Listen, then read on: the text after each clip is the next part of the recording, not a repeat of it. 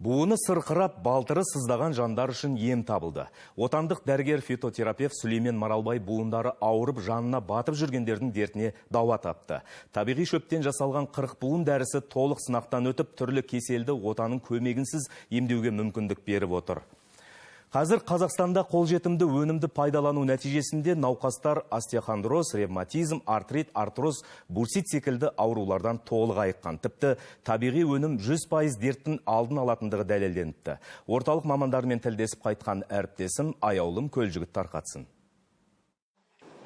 Дертке дауа, жанға шипа болған халатлар науқастарды емдеудің бірегей әдісін ұсынып отыр. Жай ғана кеселді емес, қауіпті ауруларды да отасыз, табиғи жолмен емдеуге болады деген Қазақ клиник орталығының мамандары 40 буын шөп дәрісін дайындаған. Сынақтан сәтті өткен отандық өнім остеохондроз, ревматизм, артрит, артроз, бурсит секілді ауруларды жазып қана қоймай, алдын алатындығы дәлелденіпті.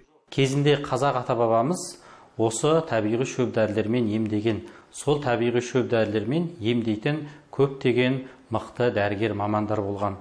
Сол дәрігер мамандардың жазып кеткен кітаптарын зерттеу арқылы қазіргі қазақ даласындағы 3000-нан астам емдік шөптерді зерттеп, қазақта да осындай емдік шөппен емдейтін медицина ғылымының болғанын арғарай дамыту үшін, соны келесі ұрпаққа қалдыру үшін жұмыс жасап жатырмыз.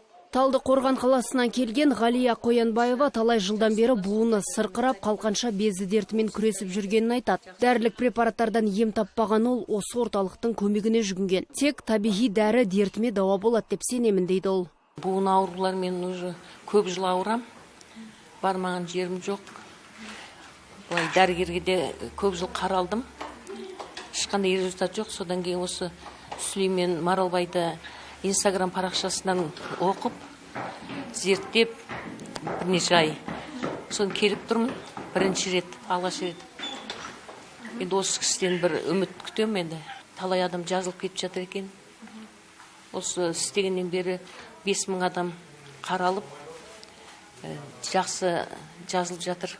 Қазір қазақтың дәстүрлі тәсілімен емдейтін орталыққа келушілер қатары көбейген. Елімізден бөлек Моңғолия, Қырғызстан, Өзбекстан мемлекеттерінің азаматтары да осында табиғи жолмен емделгісі келеді екен. Жалпы мұнда бір жылдың ішінде 5000-нан аса науқас ем алып, 2000-нан астамы операцияның көмегінсіз айығып кеткен. Себебі отандық өнім 13 түрлі дертке дауа. Оны науқасқа тағайындамас бұрын әр пациенттің ағзасы 7 тәулік бойы толық тексеріледі. Ал табиғи дәріні әзірлеуге мамандар ерекше көңіл бөледі. Дәрігерлер өздері дала кезіп, шипалы шөптерді мұқият таңдап, теріп әкеледі екен.